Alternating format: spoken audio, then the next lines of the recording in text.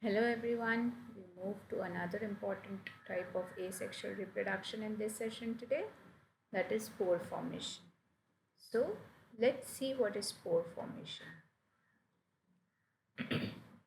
It is basically spores are like pollen grains. You know what are pollen grains? The small, uh, you can say small dot-like structures, yellow color, uh, powder-like structures. So this small dot-like structures are said to be spores. Now the question comes to our mind is when is the spore formed and by which organisms? It is said that this process of this method of asexual reproduction is mostly seen in fungi, lysopus, mucor, etc. Other examples of the fungi, bryophytes, pteridophytes, etc. are the organisms which undergo division or which undergo reproduction by this method of spore formation. Spores are like pollen grain like structures, right? I'll just show you the image. This is what, suppose uh, you keep a bread as it is in an open place and sprinkle some water. Okay, after few days, what you see? The white color thread like structures on that bread, right? Which slowly and steadily turns black. So this white color thread like structures which go on the bread is said to be fungus. And when you look at the fungus in a microscope, you will see somewhat like this structure. So this fungus has a hyphae. A hyphae is you can say a stem-like structure which penetrates into the bread, which goes into the bread to get the nutrition from the bread. Okay, and at the top of it there is a balloon-like structure. So you can imagine a fungus to be like a balloon. So balloon with a handle, right? There are balloons for small children with a handle. So that handle is said to be hyphae, which can go very much inside the bread and get the nutrition. And in that balloon, suppose I put chocolates, right? If you burst that balloon, all the chocolates will spread here and there, like we do on our birthdays, right? In the same way, there is a balloon, or there is a balloon like structure, a bulb like structure. You can also call this as a bulb like structure, and this bulb like structure is said to be sporangium. And the chocolates inside, there are no chocolates inside the fungi. Okay, inside the fungi you see dot structures, small pollen grain like structures which are said to be spores.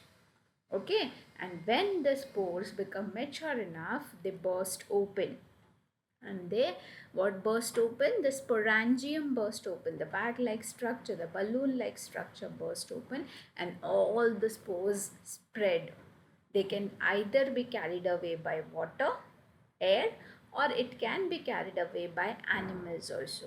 And hence it spreads to wide area. It can spread from my area to your area through air, through water, through animals, etc. These spores are present in air, in water, in animals till the favorable conditions arise. Now, what do you mean by favorable conditions? Favorable conditions is when right amount of water, temperature, then you say nutrients are available. So the spores are present in air, and when you keep bread has lot of nutrients, and you sprinkle some water so it gives right amount of moisture, and you have keep it in open place, in a warm place, so that is the right temperature. So when this all things are there, the spores from the air come to the bread and develop itself into the fungi.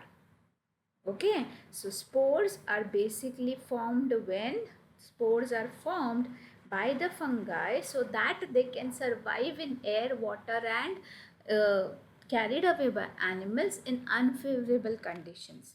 Okay, why the spores are formed? So that they can survive in unfavorable conditions, and when the favorable conditions come back, they can develop themselves into fungi and can be in this environment. Okay, that is a simple thing about spore formation. You just have to remember examples, and you have to remember why are the spores formed. So spores are formed to survive in unfavorable conditions, and once the spores are formed, the sporangium, what happens? It bursts open and the spores are present in air. Not only in air but also in water and animals. Okay, we move to the last type of asexual reproduction, that is vegetative propagation. What do you mean by vegetative propagation?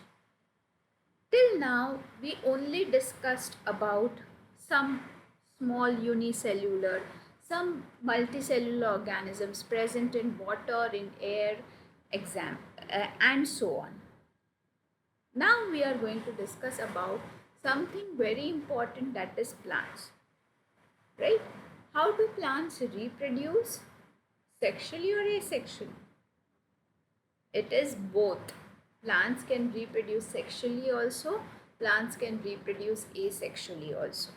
We will talk about how plants reproduce asexually.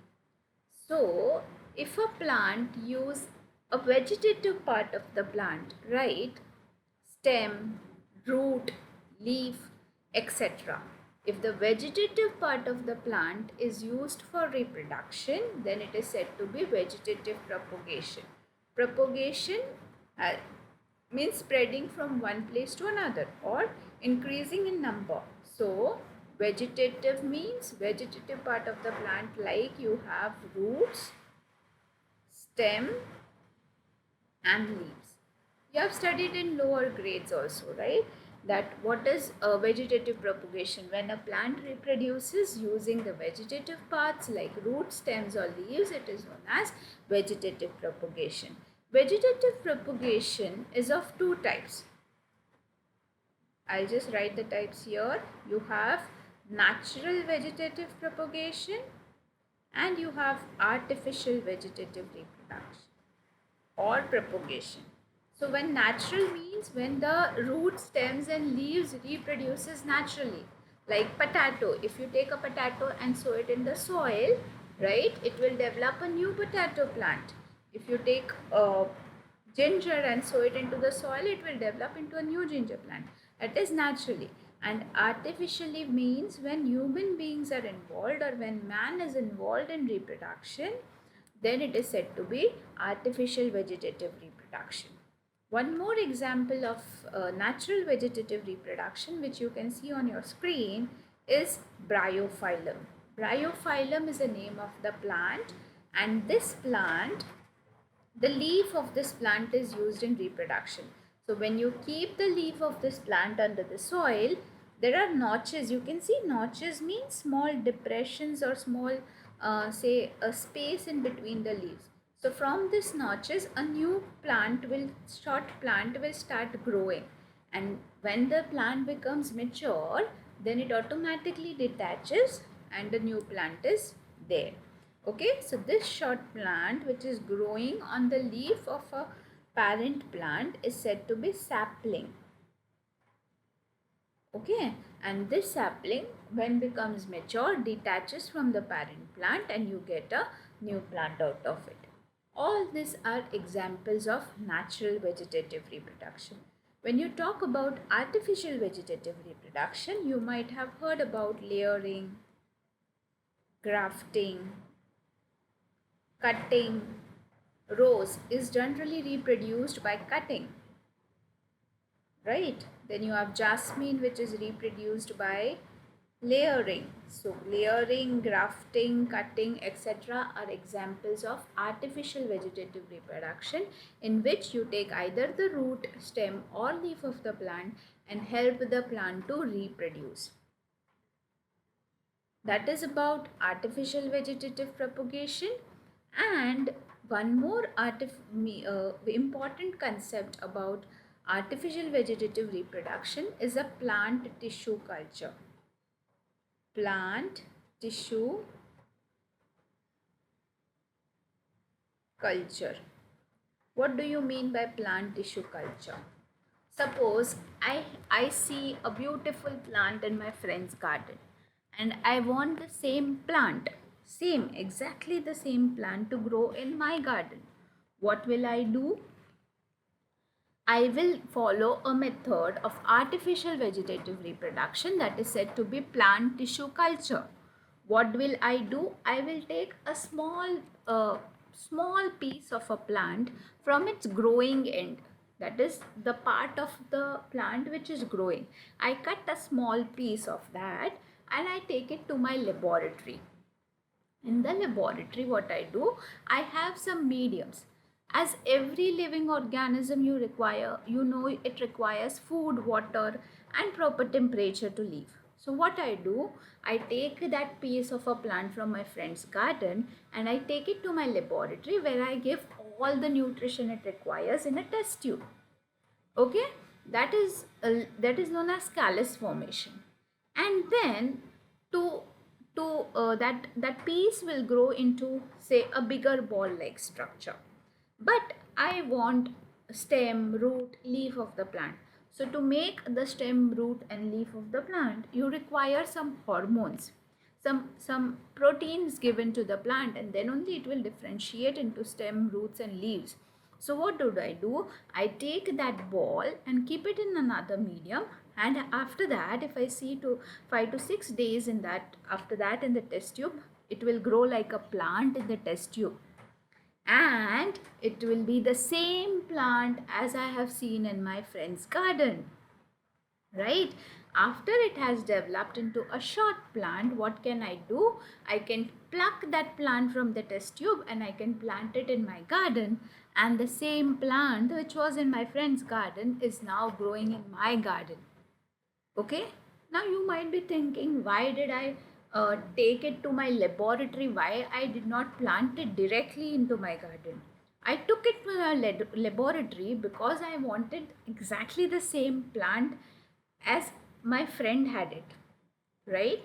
If I would have planted it directly into the garden, because of some environmental conditions, because of insecticides, pesticides, bees around, pests around, heavy winds sometimes, so what happens, my plant's quality would have been deteriorated. Hence, I took it to my laboratory and I grew the same plant. Once it has become mature, once it has become strong enough, nothing else can destroy it, deteriorate it. And hence, I took it to my laboratory and then planted it. So, that is a plant tissue culture. Whatever you want, you can do with that plant in the laboratory, and then you can plant a plant. This is one simple example why plant tissue culture is used. There are many different reasons why the plant is taken in the laboratory, grown to a short plant in the laboratory, and then cultivated in the garden or fields or anywhere. Okay, this is one simple example just to introduce what is plant tissue culture, or what is a major application of artificial vegetative propagation. So artificial vegetative propagation or plant tissue culture is used to get exactly the same plant, genetically same plant. If you want some another qualities in your plant, you do that also. Okay. And the last thing about in this session, that why vegetative propagation is preferred over sexual reproduction in plants. So there are few advantages why vegetative propagation is preferred, because this is a faster method. First advantage of vegetative propagation is it is a faster method. Then the same genetically similar plants can be grown. Okay, it is a faster method. Genetically similar plants can be grown, and plants which do not have seeds, how they will grow? So plants which do not have seeds can grow by vegetative propagation. Okay, so three important advantages of vegetative propagation: seedless plants can grow easily and faster. For faster reproduction and more offsprings at one point of time, and genetically similar plants. If you require the same plant as I give you example, you have to follow artificial vegetative reproduction. Okay? Thank you.